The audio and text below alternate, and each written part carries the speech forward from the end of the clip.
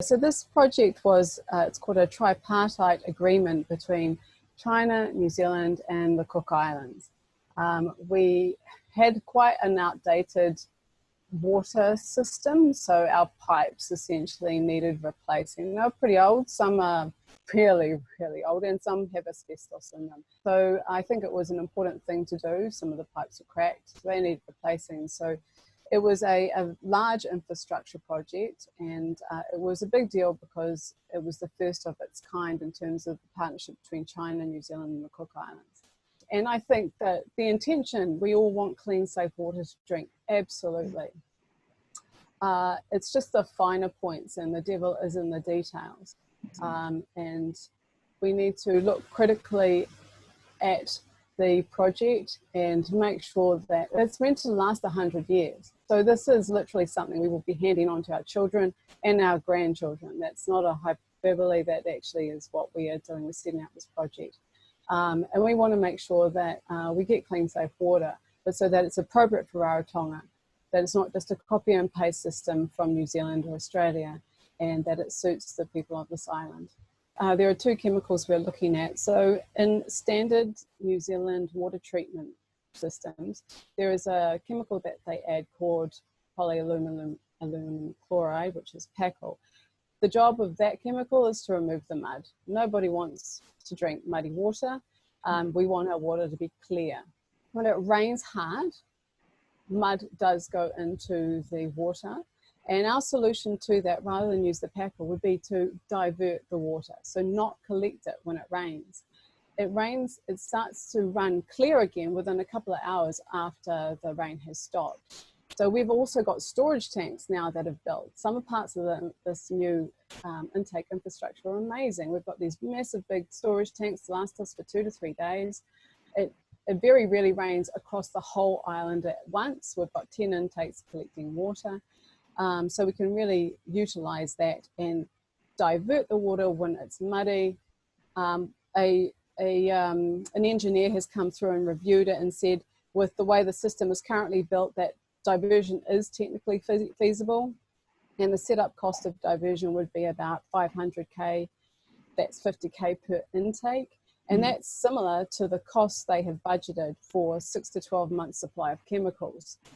So that's just the setup cost. That'd be a one-off cost, and so that budget-wise and technically it is feasible. The other chemical that they're intending to add is chlorine, which is a commonly used disinfectant.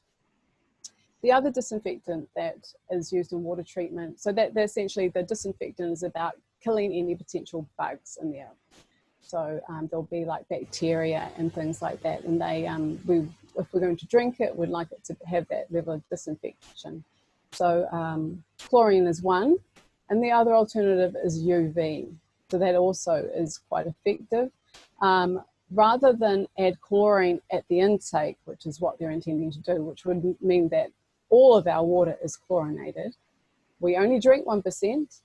So 99% of that water will be treated chemically, and it's a huge waste because a huge user of our water is agriculture, and chlorinated water does affect food and food crops and the health of the soil. So we only drink 1%. Anyway, so they want to add the chlorine at the top where the intakes are, and our solution to that would be to disinfect at the household so that people could choose. Some people would prefer UV with the filtration systems, and other people would prefer chlorine. It's really hard to affect change, especially on an environmental and a community level mostly, because we're often so far removed from the people who make decisions. What we have to our advantage in the Pacific is connectivity. We all have an auntie or an uncle or a cousin who has access to decision making, whether that be our family leaders, our traditional leaders, or even our government leaders. We need to start talking to them. We need to start telling them what our values are and what we want for the future of our islands, because silence still has an impact. when you're silent, it still has an impact. It just lets things carry on as is. I'm calling out to Cook Islanders in New Zealand to really step up and start talking about it, and giving the people here a bit of a morale boost and say, keep going, look after our island. We're entrusted to do so, and we really need your help.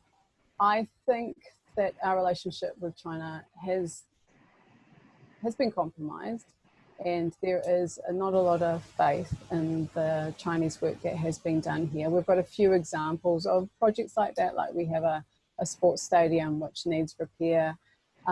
Some of the pipes that currently need to be replaced as part of the remedial work for Te Mato Vai were laid incorrectly. So there are concrete examples here of where we're not happy with the quality of work. However, I think all of that probably could be avoided if we took quality assurance seriously here in Rarotonga. And our government needs to do the same.